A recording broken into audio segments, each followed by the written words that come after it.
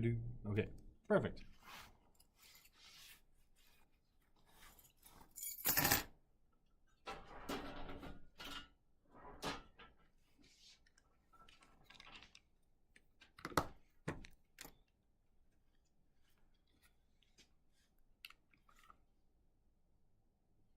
All right, let's jump in here. Wow. It's a Wednesday that I swore was going to be a Friday. I don't know why. Today I woke up and it's like, oh, it's Friday. And then I realized it was Wednesday. And that is never a good surprise for whatever reason. It just feels like a Friday. Especially on campus, I feel like everybody's dug into assignments and exams, so like no one's here. Okay, so today we're going to finish off. We had a couple of slides left over last class, which was Canadian employment trends. And then we're going to move into talking about job quality. So I just uploaded, I was just kind of fixing up the slides a little bit for job quality just prior to class. So I just uploaded them. So if you don't have them, they should be on Canvas now. And if they're not, let me know and I will jump in there. Okay, so what am I doing? Okay, what were we talking about last time? Let's go back one slide. Oh, right. We ended off talking about some of the kind of gender differences in terms of employment in service sectors. And just some kind of general trends, right? Women were more likely than men to be employed in those low-tier service jobs, right? So retail, childcare, and hospitality being the big things that are kind of in that lower tier of the service industry. And very much when we talk about the service industry, it's highly stratified, right, between those jobs that you want and those jobs that you probably don't.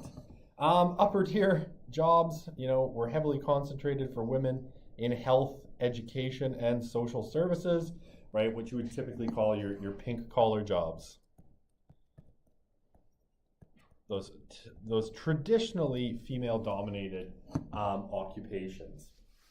Men much more likely to be in trades, even despite best efforts by government bodies and everyone else to get women more interested in the trades. Men still gravitate to the trades in much greater numbers. And then things like transport, trucking, ocean shipping, and airlines are all dominated. Air travel are all dominated by men. Professional, scientific, and technical industries, right? So things like business and finance would be in professional industries, and then scientific and technical industries.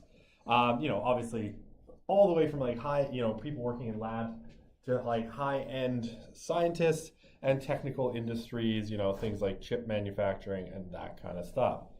And younger workers, that's not service, but technical industries, things like probably biomed. Okay. And then younger workers, much more likely to work part-time, so they're clustered in, retail, fast food, and those types of industries where you can work part-time. Okay.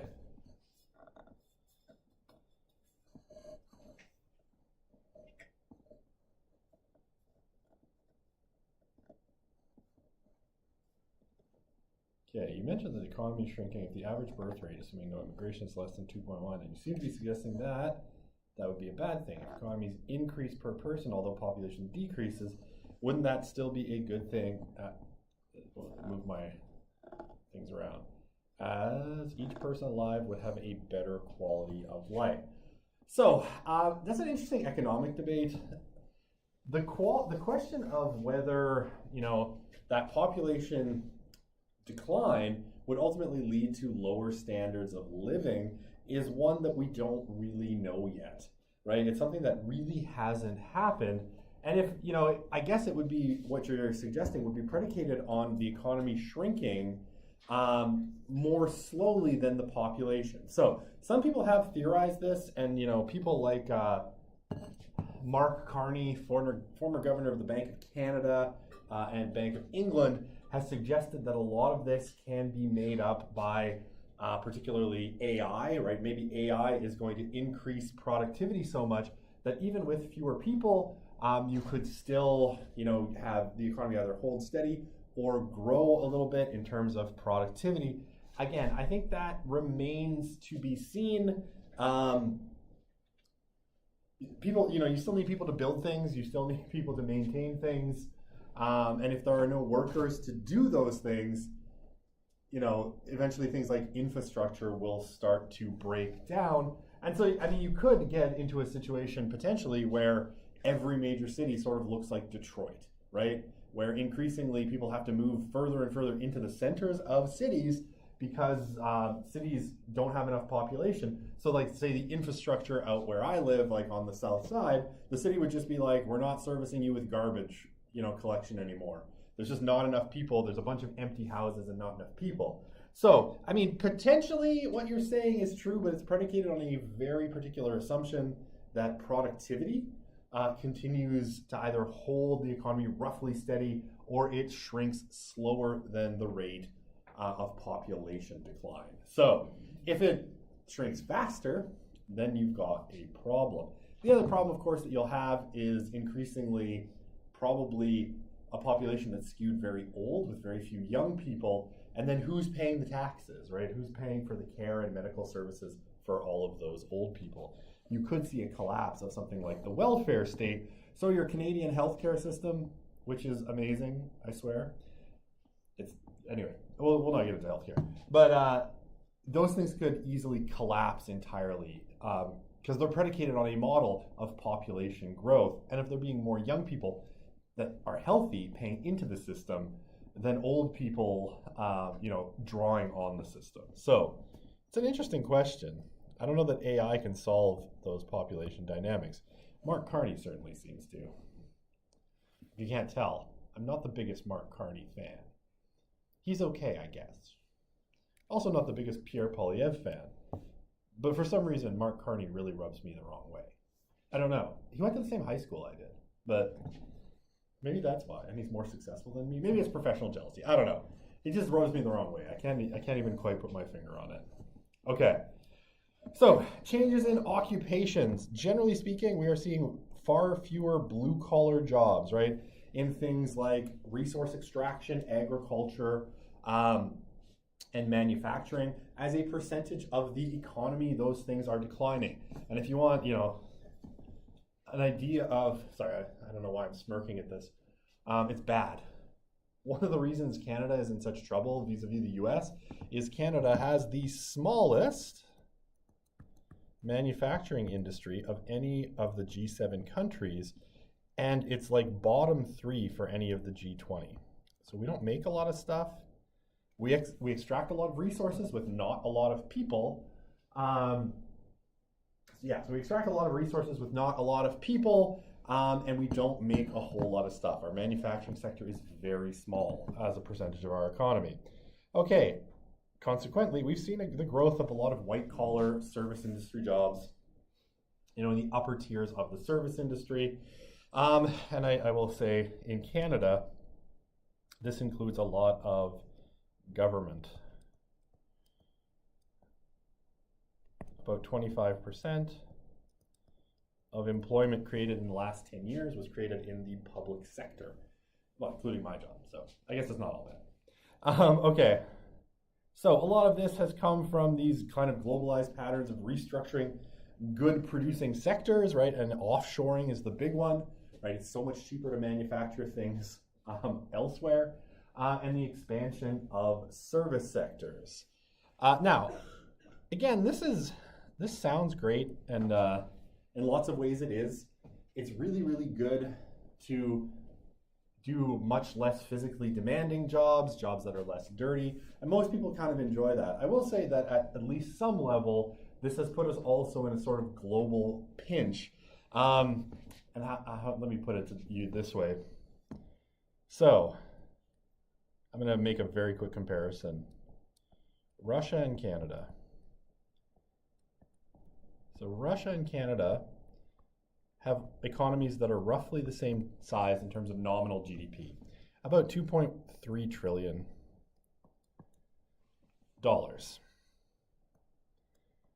Canada has, and this is true of a lot of Western countries, have basically let our manufacturing industries atrophy. There's a war going on in Ukraine, and it's very tragic. Canada produces around 16,000 shells per month. So these are artillery shells, or 16K, right? So that's 16,000. Russia is producing, okay, so they're producing somewhere around 4 million per year. And I'm actually being really bad at math at the moment, but you know, it's in the hundreds of thousands per month, right? 100K plus. Okay, so it's actually more like 250,000, I think. 200K plus. Why?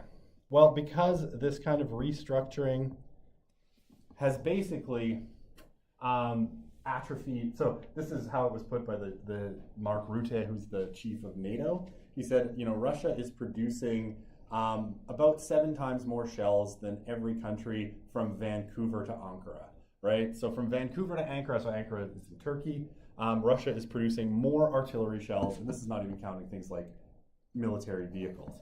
So this restructuring has left a lot of Western countries really vulnerable because they can't make things very well. So, good times, right? Oh wait, I have 2 other points. Okay, pink collar jobs are also on the rise, and more men are going into formerly female-dominated professions. You know, so nursing, teaching, and social services.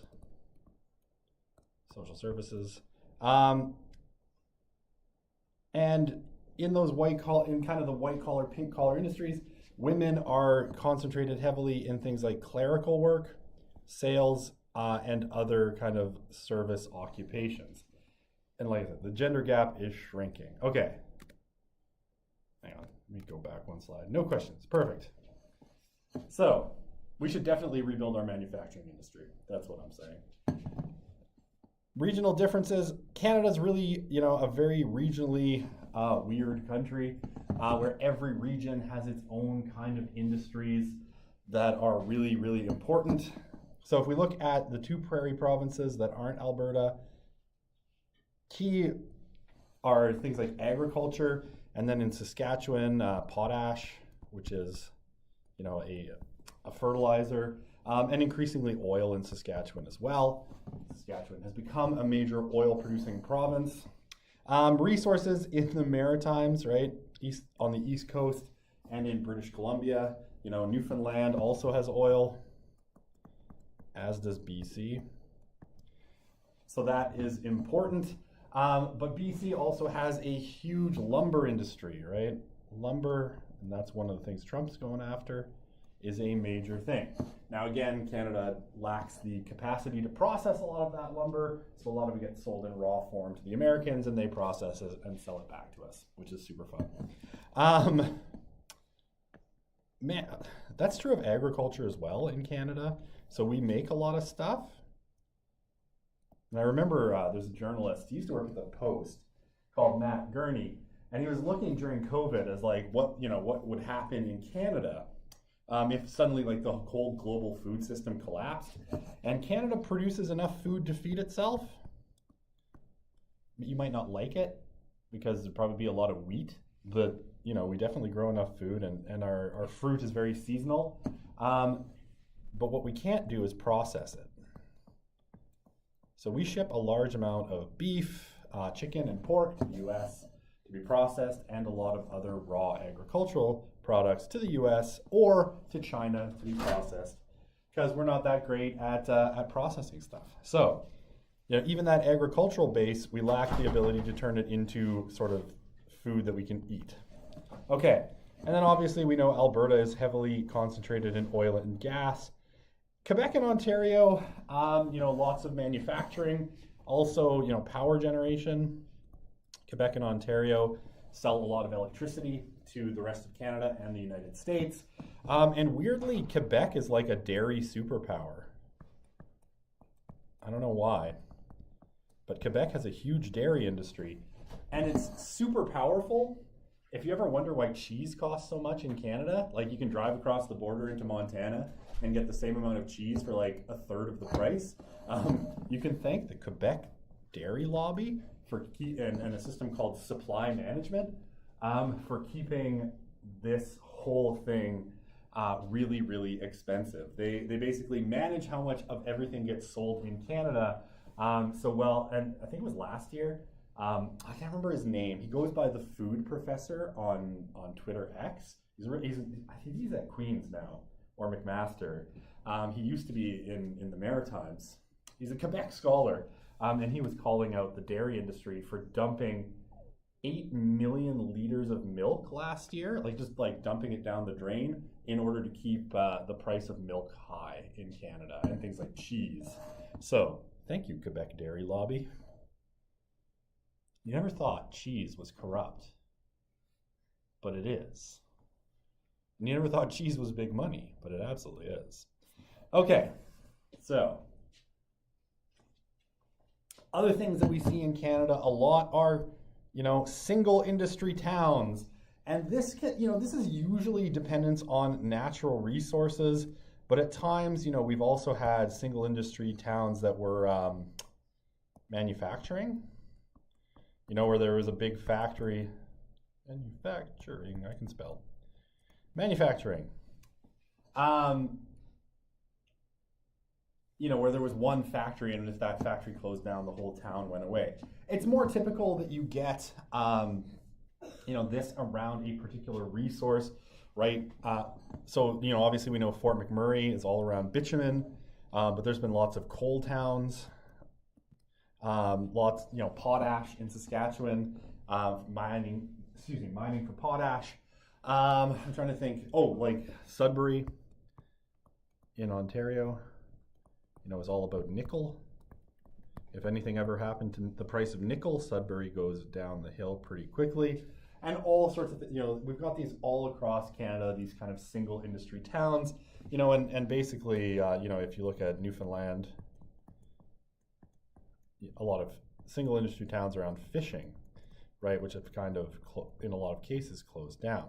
So, Canada has these all across the board, and this is true of, I think, every major economy. If there is a particular resource that's really valuable, towns will spring up around them, and they survive to the extent that that resource remains valuable. And we know that when the price of bitumen goes down, right, or the price of oil goes down, suddenly there's a lot of housing available in Fort McMurray. Okay, so maybe we'll leave that. I think that's my last slide. Oh, goody. Okay, I just have to switch over.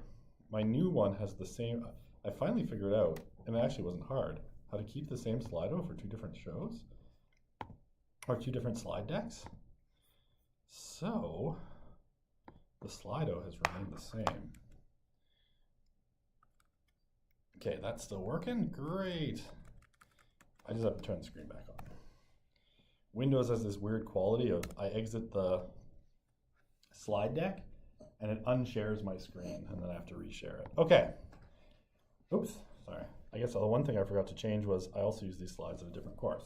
So I'll change that after. So 366. So we're going to talk, and the chapter in the textbook is called Good Jobs, Bad Jobs, No Jobs. But we're actually just going to talk job quality. Okay, so like I said, same Slido as before, so you can stay where you were if you wanted to ask questions. Okay, so we're talking about job quality. Job quality is obviously a major concern when we're talking about employment, right? Because, we're not always concerned whether there will be jobs in Canada, but what kind of jobs there are. Now, we don't want everybody working low-end minimum wage retail and fast food jobs, obviously, because those don't tend to give the kind of quality of life that most people want, right? And it doesn't lead to things like a lot of disposable income. So, what kinds of jobs are really important?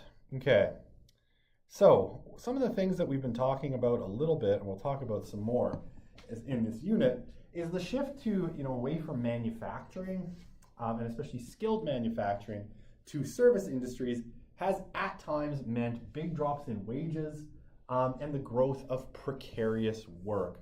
We've seen a lot more people, we see a lot more people today precariously employed in things like, and we'll talk about them, part-time work, gig work, temporary contracts, and a lot of,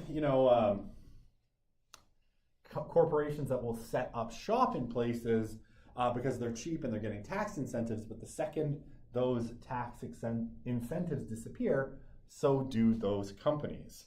I had a friend who worked, I always told him it was a bad job, but he liked it for some reason. It was a company called Converges, and they were a call center, and they did a bunch of call center work for like TELUS and Scotiabank and some American corporations. And they were here because the city of Edmonton gave them a big tax incentive to set up their office downtown.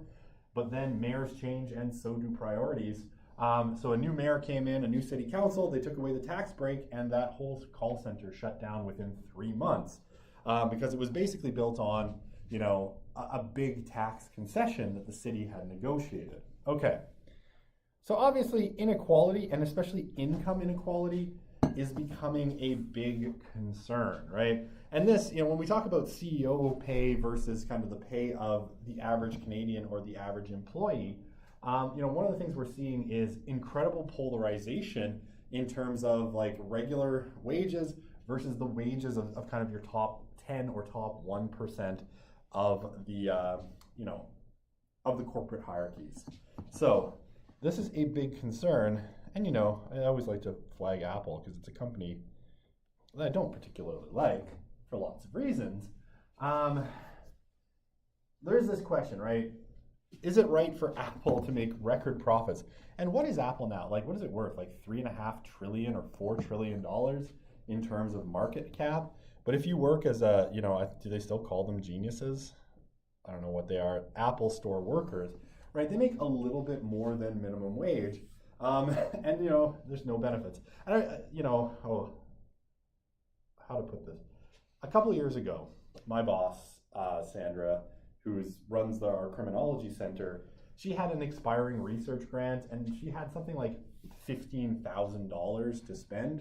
So we just walked into the Apple store with our corporate cards, and we're like, we're going to spend $15,000 today on whatever. So we bought a bunch of iPads for a later research project. She got a new laptop. Her collaborator got a brand new laptop, like top end MacBook Pro.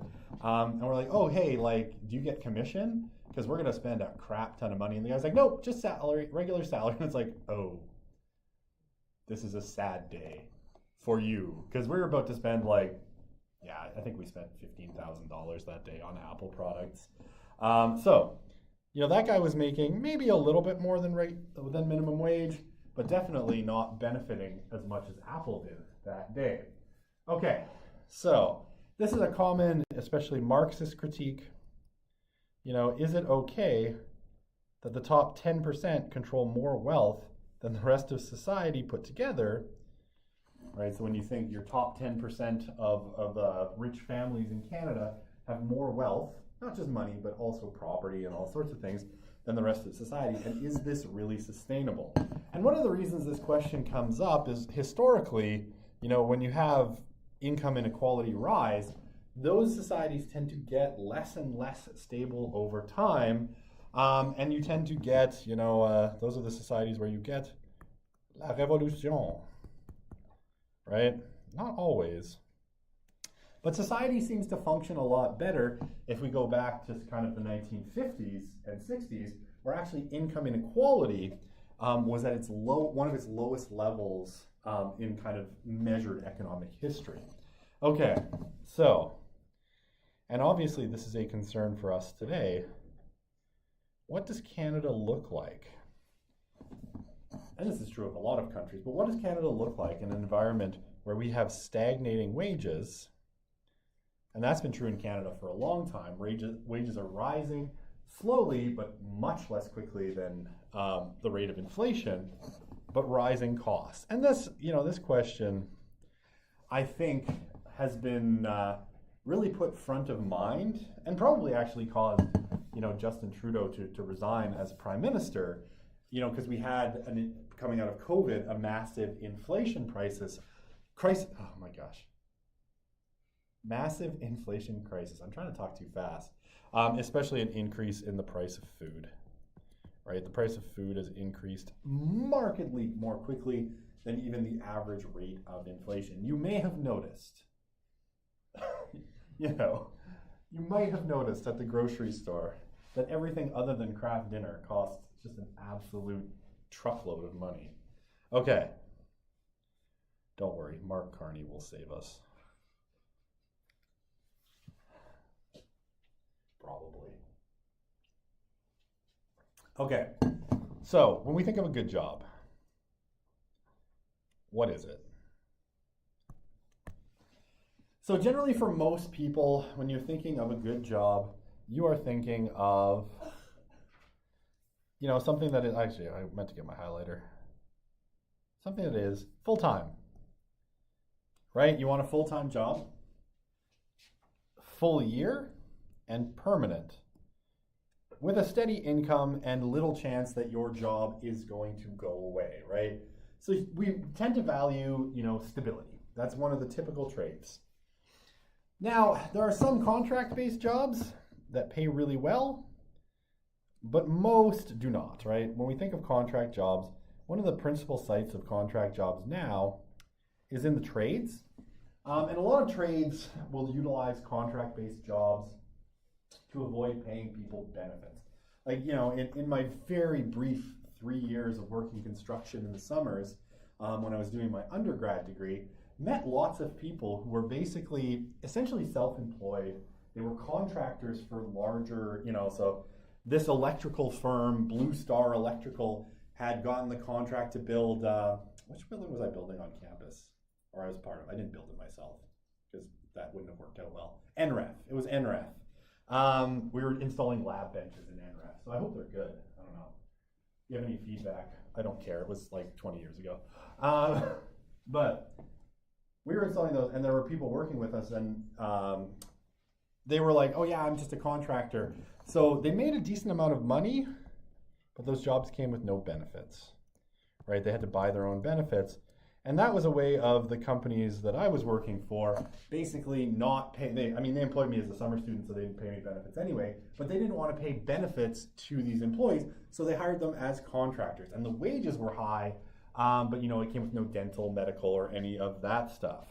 Okay, self-employment. Lots of people love the idea of self-employment, right? Because obviously, you are your own boss, so I hope you like yourself.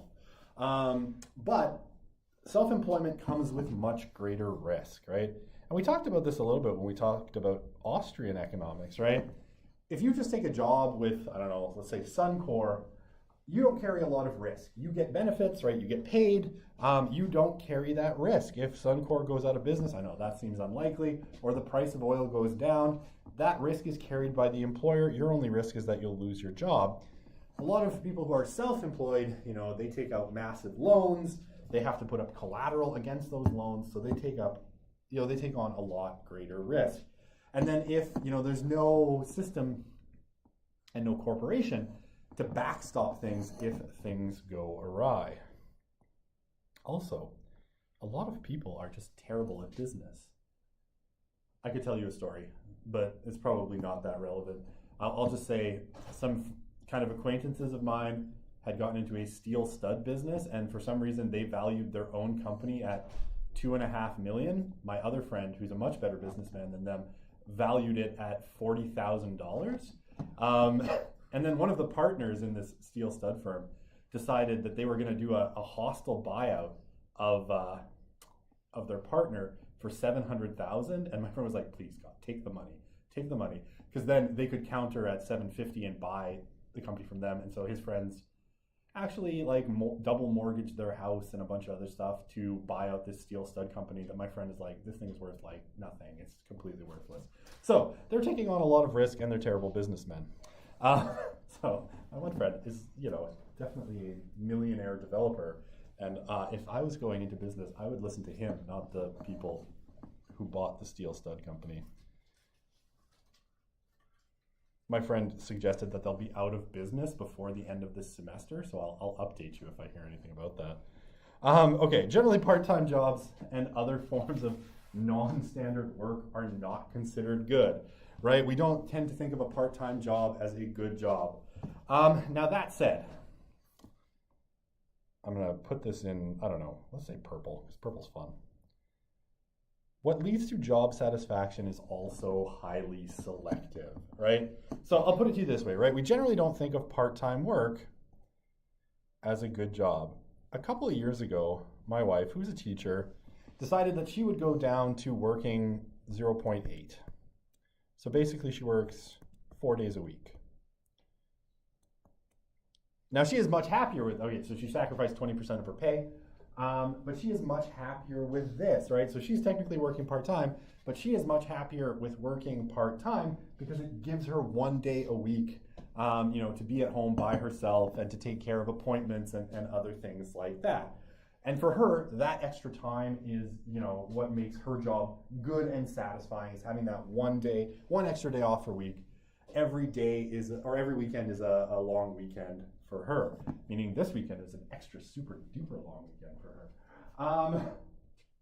Now that said, so it can be highly selective, right? Some people want to work full time, some people don't. Some people like long hours, some people don't. Generally, people tend to want fewer hours, more vacation, and those things, but it's highly selective, right? And some people just like working in a situation where they're not supervised, right? That's me. I don't like being supervised. Okay.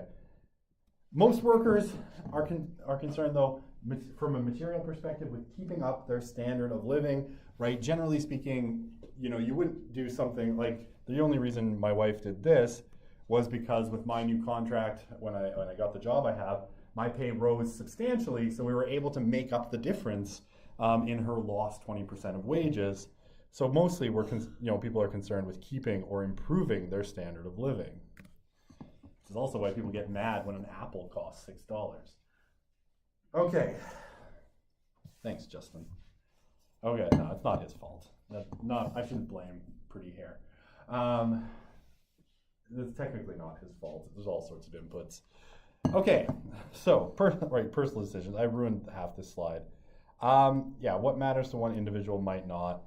Some want flexibility to work around family, right? Work from home. We talked about this with Gen Z. Work from home is increasingly important to a lot of people. The ability to work 1 or 2 days from home, to not be in traffic, all of those kinds of things. Supervision, right? Degree of supervision. I don't know if it's just a personality thing. I love being an academic specifically because really nobody keeps an eye on what I do. As long as I'm here in class teaching you something, and the teaching reviews are, not this was the worst class ever.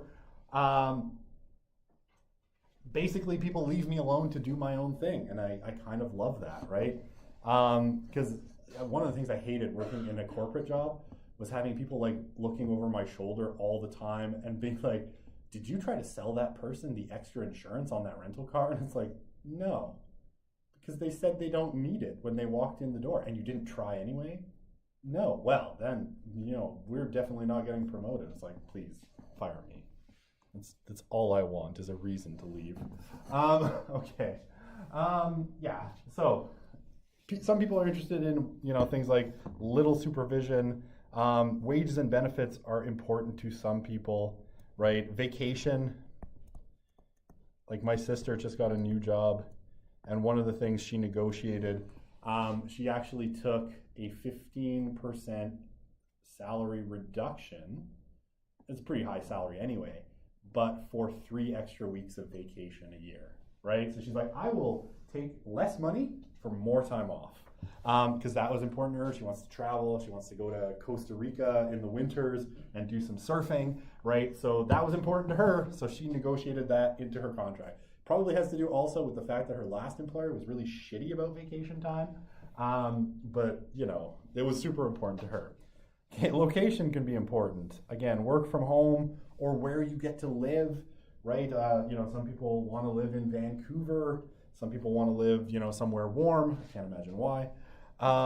Location can be important. Typically, job security is important. People don't want to, they want permanent contracts. They want some stability. They want to know the company they're working for is going to be around in 6 months. Okay, how am I doing for time? Gosh, I wish there was a clock in here. I have a clock right here on the computer. It's right next to my laptop. There we go. Perfect. We used to have clocks everywhere, and they've taken them all out for some reason. The university can't maintain clocks. Okay, we can split the kind of rewards that people want into 2 categories. One of them is extrinsic rewards, which is stuff, right? So money, benefits, security, and occupational status. And we'll talk about status a little bit later, but status can be very important to people. Yeah, we'll talk about status in a sec. And then intrinsic rewards would be more how the job makes you feel. Like, do you feel like you're making a difference? And for some people, that is more important. Okay. Ooh, I stepped in front of the projector and now I have little dots in front of my eyes. So, income differences. Yeah, wages, generally speaking, are our most important consideration when we talk about job quality. And that's pretty straightforward, right? If you were offered the same job by two different places and one is offering you more money and one is offering you less, you're going to take the one with more that's offering you more money, right? Because you get more out of it. So we tend to think of, you know, the better jobs as the one with higher wages. Why is working at McDonald's considered kind of a bad job? I actually don't know if it is anymore. You know, or Walmart, because the wages are low, right? Little money. So, and why would, say, working at Microsoft be considered, you know, we're going with M's. Why would working at Microsoft be considered a good job? Well, typically because it pays relatively well, right? Okay, so our goods producing industries. So primary and secondary. So this would be resource extraction, agriculture, and then things like manufacturing and construction. Generally speaking, these jobs tend to have pretty high or much higher wages than service industry jobs, right? So working in a skilled trade, for example, I had a friend, he and his wife, he was a journeyman plumber and his wife basically worked in retail. You know, and I can say he made six figures. Well, according to the statement she made on her divorce proceedings, their relationship didn't work out. She was making $33,000 a year working part-time at Michael's. So yeah, goods producing industries, you know, primary and secondary, tend to have higher weekly wages than service sector jobs, right? And even upper tier service sector jobs, you know, your white collar jobs will often have lower weekly wages than a lot of goods producing industries. Part of this is to account for things like risk, and how to put this. This is not the right term, this is not the economics term, but shelf life. In a lot of cases, like I'll say my friend, we're about the same age, he's a couple months younger than me. And at 42, he's looking a lot rougher than I am because he's been plumbing since he was 19 years old. And, you know, he's got a bad back. He's blown out his knee once. So, you know, there's a lot more risk of things like injury and death, and the shelf life is a lot lower. Oh, I mean, one of the things, if you wonder why, say, rig workers make so much money, they make a ton, right? And people go out and work on the rigs, and it's because money, money, money, 3 times. Well, one of the things that's true is that the average ability to work on rigs usually ends somewhere in your late 40s because it just gets too physically demanding. So you have a much shorter shelf life working in that industry, and your risk of death, you know, compared to an office job is exponentially higher. I don't even know what the number is, but your chances of dying out on the rigs are much higher. Or, you know, what's that show that's on Discovery? The crab one, The Deadliest Catch, right? Where you're fishing for Alaska king crabs. You're being compensated there, you're getting paid because your working conditions suck, and your risk of death is super high, and you're probably not going to be able to do that job for very long. So yeah, goods, and that's agriculture, right? So goods producing industries tend to have higher weekly wages than service industry jobs, on average, right? And that's if we're taking like upper tier and lower tier together. Okay, higher tier service industry jobs, right, are white collar ones that require more education, and especially once we get into those that are super specialized and require lots of specialized education, tend to have the highest wages on average, right? So if you got into something like the biomedical industry, pharmaceuticals, the wages there are astonishingly high, but they require a ton of super specialized education, right? Or like a surgeon, right? Surgeons make a ton of money. But to become a surgeon, right, it's something like, what is it? 10 to 12 years of medical school. So it's a long time, right? Okay. And yeah, the service industry, because it contains lots of variation in skill, has a lot of variation, right? So like everything from, your McDonald's worker, the person that's flipping your burger on the grill, and the, programmer at Microsoft or the brain surgeon at the U of A hospital are all technically part of the service industry. Okay, 7 minutes. Okay. If you could only work 4 days a week instead of 5 and be paid proportionally less, you would also take it. But there's no end jobs like that anyway. Okay, so that's not true. It's just going to take you a while to get there. Because I have a friend, again, I have lots of friends. I'll just tell you about all my friends. She's an engineer at an oil company in Calgary. And she works 4 days a week. She's very good at her job. And she spent a lot of years at BP, kind of where she was working 60 hours a week. So British Petroleum, before they closed down their Alberta operations, she spent a lot of time there. She still has a lot of the art, because when they closed their offices, they auctioned off really expensive art at bottom basement prices. And her husband really like art, so they bought a lot of it. Okay, but yeah, so they do exist, right? There are end jobs like that. It just took her 20 years to get there. So, you're not going to get that on day one. Definitely not. Boston. That's funny. Yeah, I guess BP pulled out of Alberta like 10 years ago. So yeah, probably not that relevant to you. No, British Petroleum. They call themselves BP because they don't want to admit being an oil company anymore. It's like they rebranded from British Petroleum to BP, and their logo is like a green flower now because they're like, we're an energy company. Oh, what kind of energy? Oil. But yeah, Boston. No, she didn't work at Boston Pizza. Though that would be pretty awesome. Okay. Actually, the food there is bad. What am I talking about? My kids love it, and I don't. Okay. On the subject of food prices, have you seen the stock boom of Empire Corporation since COVID? That's Sobeys Parent Corp. Yeah, I know Loblaws has done really well as well. And they'll tell you that it's because they bought Shoppers Drug Mart and now they sell a lot of cosmetics, but I don't entirely believe that at all. They're lying. Okay. It's because my cheese still costs $8. That's why. Okay, clearly I love cheese too much. Okay. So, what makes the difference in terms of wages? So, the much hated in Alberta, unions. Unions make a big difference. Or professional associations, right? So unions, like one of the big ones, we'll talk about it later, Canadian auto workers. Unionized auto workers make a lot more money than their ununionized brethren. So, even though employment is less in Detroit, an auto worker in Detroit has, makes more money than one in Alabama. And there's lots of auto plants in Alabama. So,